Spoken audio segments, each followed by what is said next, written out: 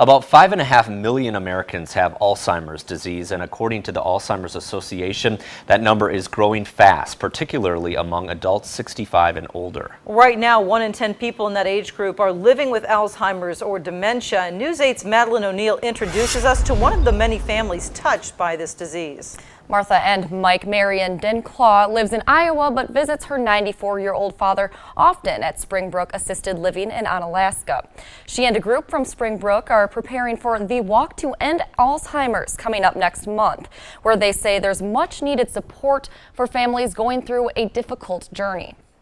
Okay, let's get your shoes. For Dad, it's slowly progressing. Marion Dinclaw says it was the little things, There you go. tipping her off that her father's memory was straying off course. Slowly progressing down that journey. It began about 6 or 7 years ago with familiar streets, places, and tasks forgotten. Lose a lot. Later down the road, he'd forget reading a book. And I'd say, well, Dad, guess what? If you lose your memory, then you'll read the book and it'll be brand new to you again. And he would laugh. He'd also forget the gardens he planted himself. And there was no connection, none whatsoever. And that was really kind of sad. Now Everett Mellum even has a hard time remembering people. You know who I am now, right? Most important to him. Do you remember who I am still? Huh?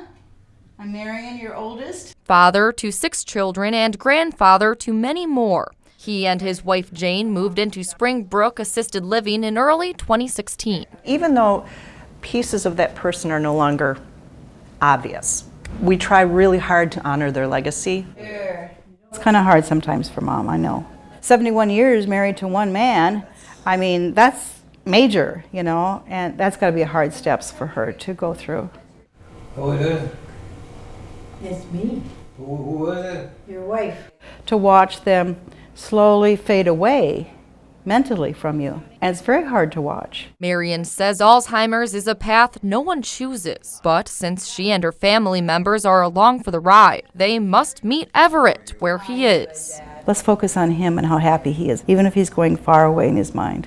Everett may not remember his many loved ones, but some connections run deeper than memory. We're still going to love him, even though he has changed. We haven't. Just accept it as a journey of life. Employees will be participating in the Walk to End Alzheimer's next month. That's on September 16th at Myrick Park, with day of registration beginning at 9 and the ceremony and walk starting at 10. In addition to the walk, there will be fun activities and food vendors that day.